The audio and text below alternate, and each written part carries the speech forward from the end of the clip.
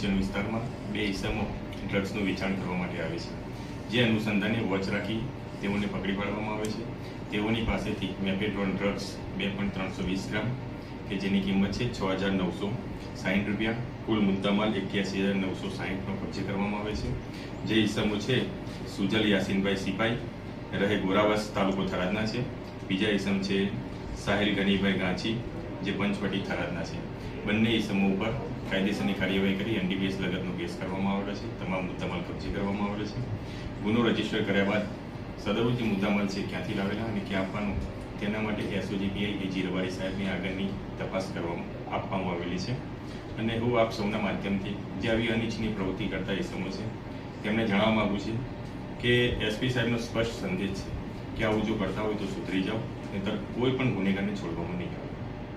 આ ગુનેગાર ઉપર અગાઉ કેસ દાખલ થયેલો? ના, વિરુદ્ધમાં હાલ તપાસ ચાલુમાં છે.